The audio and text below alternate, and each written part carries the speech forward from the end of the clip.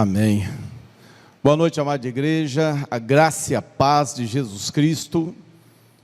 É um enorme prazer, uma alegria, novamente poder trazer uma mensagem aos irmãos, nesses dias de exceção, nesse tempo difícil em que a igreja se encontra recolhida nos lares, templos vazios, algo terrível de se ver e sentir, a casa do Senhor vazia, mas o Santo Espírito nos une e nos faz um, e é através desse Espírito que nos comunicamos hoje, que com certeza a palavra do Senhor entrará em seu lar, entrará em seu coração, e aquilo que é a vontade de Deus, o recado do Senhor para a sua vida, vai se manifestar no seu espírito. A mensagem que nós temos para meditar nesta noite, eu te convido aí onde você estiver, a abrir a sua Bíblia, está em Êxodo no capítulo 3, versículo 7. Êxodo capítulo 3, versículo 7, abra aí.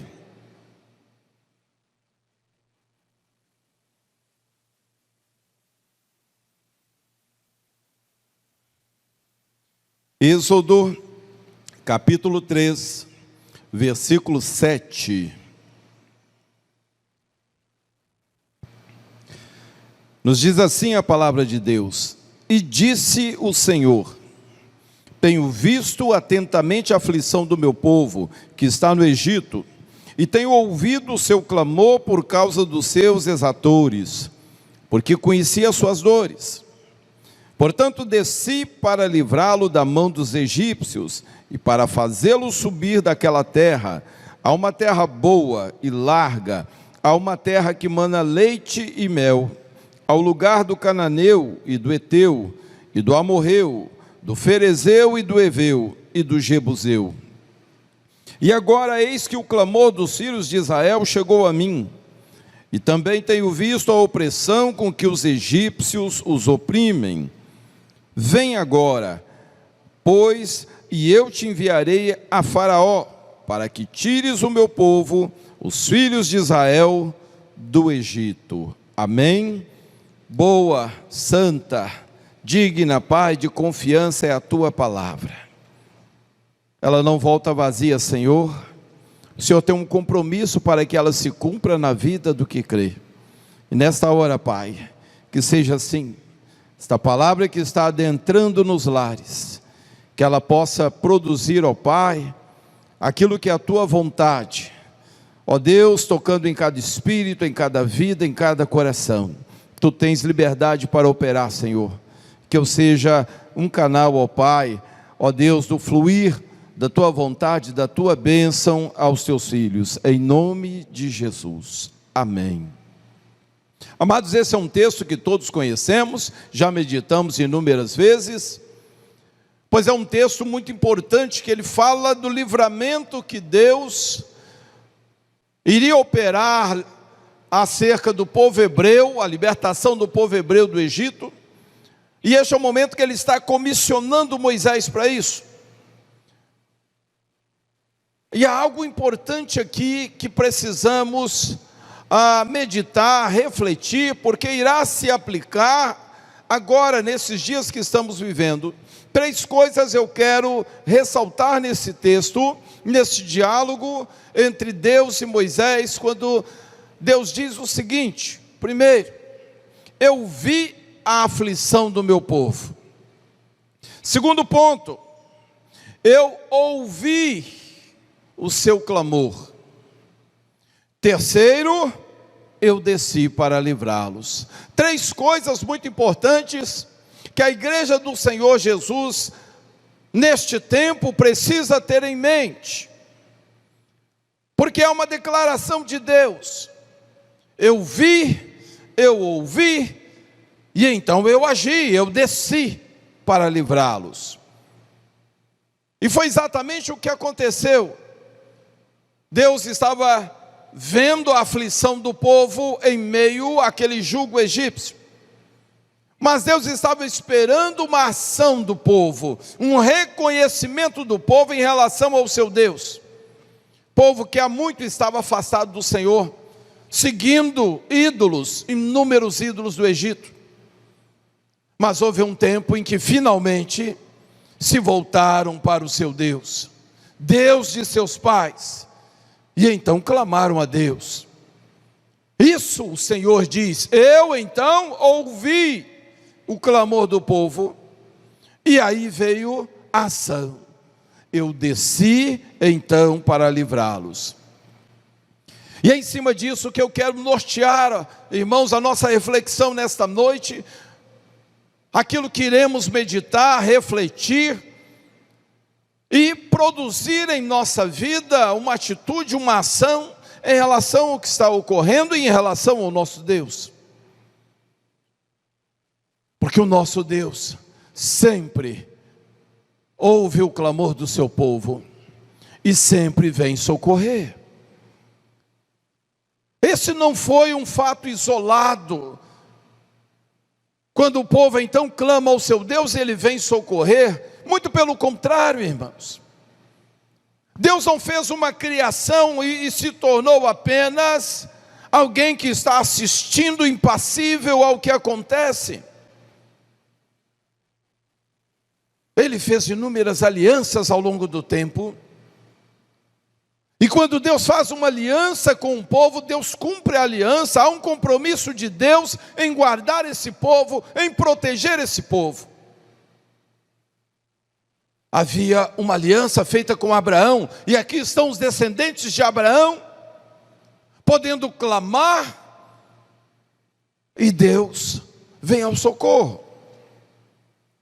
Nós vemos ao longo da história inúmeras situações parecidas com esta. Se lembra do período pré-diluviano? O dilúvio ainda não havia ocorrido, e havia um homem, segundo o autor de Hebreus, que era justo, era pregoeiro da justiça, Noé. Este homem estava indignado com a iniquidade, como o pecado havia avançado sobre a terra. E este era o homem que falava com Deus, este era o homem que clamava a Deus. E Deus então providenciou salvação para ele e sua casa. Não passou despercebido diante de Deus. Deus viu a sua aflição e a sua angústia, Deus ouviu o seu clamor, as suas mensagens. Por isso ele foi chamado pregoeiro da justiça. E Deus então promoveu o livramento, irmãos. Noé e a sua casa ficaram livres da morte certa através do dilúvio. Nós podemos citar também o episódio em que Ló, habitando com sua família, estava ali nas campinas do Jordão, próximo a duas cidades, cujo pecado e iniquidade também subiram até o Senhor. Houve sentença para Sodoma e Gomorra, mas houve também intercessão. Abraão intercedeu diante dos anjos que foram comissionados a promover a destruição daquelas duas cidades. Houve livramento para Ló, único justo achado naquele lugar. E o Senhor então se preocupou em removê-lo de lá. Os anjos os tomam pelas mãos e os tiram daquela cidade. Vão para Zoar, depressa, porque logo virá a destruição sobre estes lugares. Nós vemos o Senhor agindo, nós vemos um compromisso de Deus, irmãos. Não importa se você está em meio a um povo pagão, em meio a um povo que está em dívida com Deus, em débito com Deus, praticando a iniquidade, ferindo a santidade de Deus. Deus olha e encontra os seus, aqueles que têm aliança, aqueles que são fiéis, aqueles que têm compromisso com Deus. E Ele promove livramento. Deus está vendo, Deus está ouvindo o clamor. Eu quero citar ainda em Ezequiel, no capítulo 9, versículo 4, irmãos. Nós vemos, antes da destruição de Judá, a preocupação de Deus. Ele olha para Judá, um lugar cuja corrupção fez com que a sentença viesse. Nabucodonosor, rei de Babilônia, de todo um império, estava vindo com suas tropas. Deus coloca Jeremias em Judá para pregar, para alertar esse povo, para fazer com que não tentassem resistir à sentença que estava por vir. Mas nós vemos uma preocupação de Deus, não com o povo em geral, mas com um grupo fiel que ali estava. No capítulo 9, versículo 4, antes que alguns anjos passassem pela cidade com suas espadas, e isso era algo profético, simbólico, representando o que iria acontecer através do exército de Nabucodonosor. Deus manda um varão vestido de linho, com um tinteiro nas mãos, passar pela cidade. E a ordem de Deus, olha, marca na testa com um sinal: todo homem, todo aquele que suspira e geme pelos pecados praticados dessa cidade, pela iniquidade deste povo, marque-os, são meus. O Senhor promoveu livramento, irmãos, para mais de 1.280 judeus naquele lugar. Nabucodonosor, antes de vir e destruir a cidade, ele vem um ano antes, ele cobra tributo e leva estes homens para Babilônia, não como escravos, para viver num lugar seguro, Tel Abib, às margens do rio Quebar, o lugar de campos, palmeiras. Ali seria o refúgio deste povo, o livramento que Deus estava promovendo para os seus. O que eles faziam? Gemiam, suspiravam, oravam, rogavam, clamavam: até quando, Senhor? Todos se apostataram da fé, todos seguem após os ídolos. Deus estava vendo, Deus estava ouvindo e Deus agiu. Foram marcados, foram separados. Deus fez Nabucodonosor vir, levá-los em paz até este bom lugar, Tel Abib, lá na Babilônia, onde puderam plantar, criar o gado, comercializar livremente. Só não poderiam voltar, porque a sentença sobre Judá estava decretada. Um ano depois, Nabucodonosor voltou, destruiu Judá, destruiu o templo, destruiu o palácio, derrubou muralha, queimou as portas a fogo. Mas o povo que clamava, o povo que gemia e suspirava, não aceitando o pecado da cidade, estava em segurança, muitos quilômetros dali, em Tel Abib. Este mesmo povo, 70 anos depois, pôde voltar. Seus filhos, seus netos, voltaram para Jerusalém e reedificaram a cidade.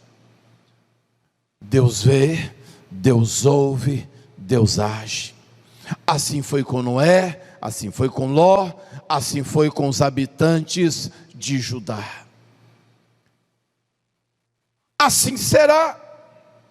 A palavra do Senhor traz também eventos proféticos, eventos que ainda não aconteceram, mas que virão, porque fiel é a palavra do nosso Deus.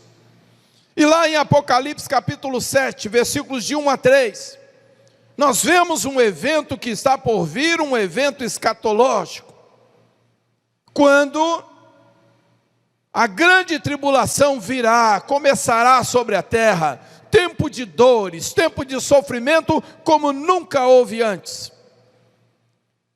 Mas da mesma forma, o Senhor estará vendo e ouvindo. Diz a palavra, irmãos, que antes de começar a grande tribulação, Deus dá ordem a 4 grandes anjos, que segurem ventos, que segurem tormentas, tempestades, terremotos, para tudo.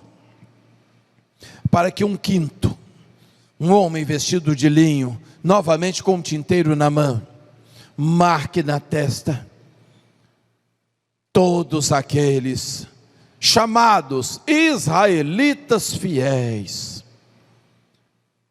aqueles que, segundo a antiga aliança, a aliança do Sinai, estarão fielmente servindo ao Senhor. Estes serão marcados, estes serão separados. A palavra de Deus é: marque-os, para que nenhum mal lhes suceda, para que nada lhes aconteça.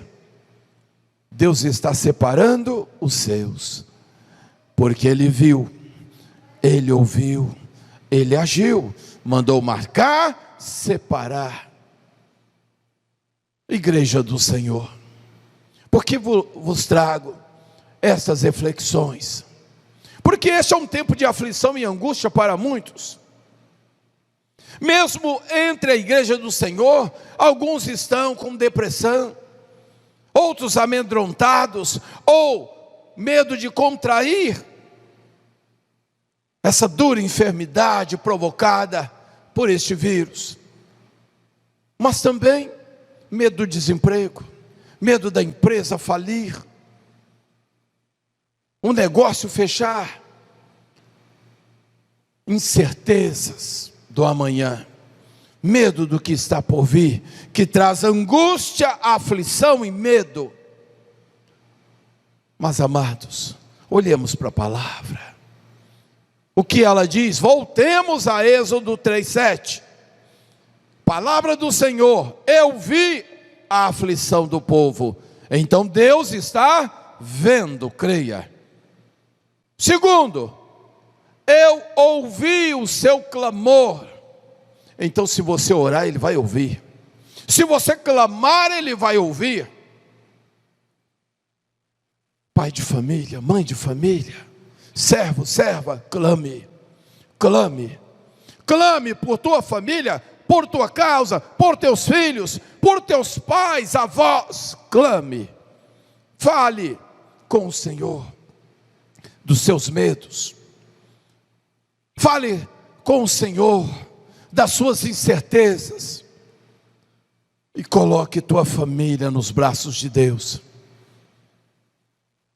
porque no versículo 7 ele disse: então, tendo visto, tendo ouvido, eu desci para livrar o meu povo.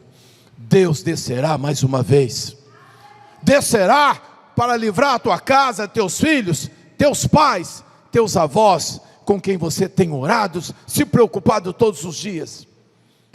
Descerá para livrar tuas finanças, meu irmão. Creia, não tema, creia no Senhor. Ele é fiel com o povo que faz aliança com Ele. Esta é a aliança da igreja, firmada por Jesus. A igreja tem uma aliança com o Senhor, a nova e eterna aliança, firmada pelo sangue, a maior de todas, a inquebrável, eterna. Você faz parte desta aliança. Você faz parte desta aliança para clamar. Clame, clame, faça o seu papel como servo do Senhor na tua casa. Clame pelos teus amigos, clame por teus parentes que não têm o mesmo conhecimento que você, a mesma fé, ou não têm a aliança que você tem. Então eles precisam do seu clamor. Deus descerá. No Evangelho de João, capítulo 6, versículo 38, amados, Deus não pôde descer, mas então Ele disse ao seu filho: desça. Jesus dá testemunho disso, no versículo 38, capítulo 6 do Evangelho de João. Jesus disse: eu desci à terra, não por minha vontade, mas pela vontade daquele que me enviou, meu Pai. O que Jesus veio fazer? Veio livrar a humanidade. Por que Jesus veio? Porque Deus estava vendo a aflição do povo, perdido, indo a passos largos para a perdição e para a condenação. perdido da idolatria, perdido no pecado, perdido da iniquidade. Não havia mais justo sobre a terra. Deus vendo isso e não podendo descer, Ele pede ao seu filho: desça, filho, salve a humanidade, salve os meus que lá estão. É testemunho do próprio Jesus. Então eu desci, e descerá quantas vezes for necessário, irmãos. Não em corpo de carne para estar no meio de nós, mas espiritualmente. Tem descido para promover livramento, tem descido para abençoar a tua casa, tem descido para acolher a tua lágrima, tem descido para te dar um novo ânimo, para que você se levante e faça diferença. A postura da igreja nesse tempo, irmãos, não pode ser como a postura daqueles que não conhecem a Deus, daqueles que não têm esperança, ou que confiam somente na força do seu braço, na sua sabedoria, no poder econômico. Não é nisso que a igreja confia. Confiamos no nosso Senhor e Salvador, no remidor de nossas almas, naquele que tudo pode, naquele que nos tirou das trevas, da escuridão, nos chamou para a sua luz, e nos chamou para fazer diferença. A tua fé nesse tempo tem que fazer diferença, o teu ânimo nesse tempo tem que fazer diferença, tua postura, para que o descrente veja que há um povo que atravessa deserto, que rompe em meio à tempestade, que atravessa o vale, firmado no Senhor, com fé, sabendo em quem tem crido. Você sabe, meu irmão? Então saiba, Deus tem visto sua aflição e a aflição de toda a terra. Deus quer ouvir o seu clamor, como estivemos aqui quinta-feira clamando, como as igrejas estão clamando, como você deve clamar na sua casa, por sua família, pelos seus. Clame. Deus então descerá, é promessa, descerá mais uma vez para livrar os seus, como livrou Noé, livrou Ló, como livrou todos os que habitavam em Judá e que eram servos fiéis a Deus, como livrará lá na frente os 144 mil israelitas fiéis, como vai livrar a igreja da grande tribulação, arrebatando-a neste tempo. Deus vai promover livramento na tua casa, na tua família. Creia, porque esta é a palavra do Senhor. Assim nós cremos como servos do Altíssimo. Feche os seus olhos. Eu quero te convidar a orar nesta hora. Vamos unir nossas vozes em oração, nosso espírito em oração, porque é o Santo Espírito que nos faz um. E nesse momento, é como se todos vocês estivessem aqui, porque é o Santo Espírito que nos une, e Ele está aí enchendo o teu lar, enchendo a tua vida nesta hora. Pai querido, em nome de Jesus, nós lemos a tua palavra para a tua igreja, palavra que o Senhor tem compromisso para que ela se cumpra na totalidade, integralmente, Senhor. A fé foi despertada no coração da tua igreja, e eles entenderam que não há nada que aconteça nesta terra que passe despercebido aos teus olhos. Antes, o Senhor tudo vê. Tens visto a aflição e a angústia do povo. Tem os ouvidos inclinados ao nosso clamor e à nossa oração. E por isso estamos aqui orando, por isso estamos aqui apresentando o Senhor, cada família desta igreja, cada família congregada, cada visitante que tem vindo a este lugar. Mas Senhor, a nossa oração transcende a igreja local, Oramos por todos os seus servos em toda a face da terra. Oramos também, Pai, por aqueles que não te conhecem, por aqueles que ainda não têm aliança contigo, porque queremos que eles tenham tempo para isso. Senhor, que a bainha, que a espada seja recolhida à bainha, que as mortes cessem, Pai, em toda a terra, que o mal recue em nome de Jesus, para que os habitantes da terra tenham tempo de te conhecer, de conhecer a salvação em Cristo Jesus. Estamos orando, Pai, por todos. Oramos, Pai, por cada vida em toda a face da terra, em cada nação. Oramos, Pai, pelos governantes que precisam da tua sabedoria para decidir, para direcionar, para governar.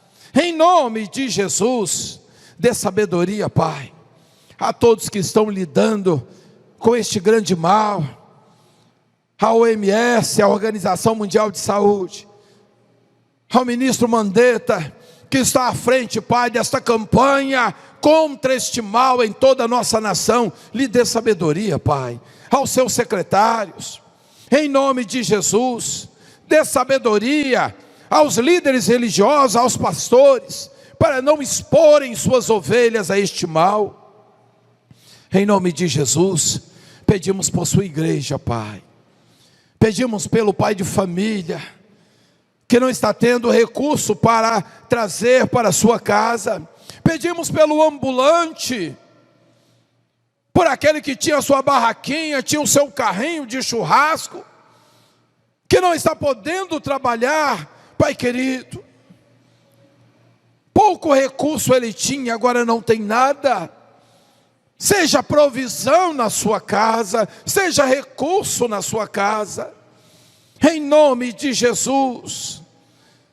Tu que tem o olhar fito, Pai, sobre a sua criação, e os ouvidos atentos à nossa oração, ouça o nosso clamor, ouça o clamor da igreja em toda a face da terra, que ora, que roga, que suplica. Desça, Senhor, e venha ao nosso encontro. Desça, Senhor, mais uma vez, estenda o teu cetro de favor sobre nós, e faça recuar este mal, porque queremos ver a tua casa cheia novamente, queremos ver os irmãos louvando, adorando ao Senhor novamente, queremos abraçar o irmão, tocar em sua mão e dizer com alegria: a paz do Senhor, irmão querido. Que esses dias venham logo, Senhor. É a tua igreja que ora, lhe pede nesta hora, e é na certeza do poder do nome de Jesus que nos apropriamos desta bênção, em nome de Jesus. Deus o abençoe, Deus se manifeste de uma forma poderosa na tua casa, em nome de Jesus, amém.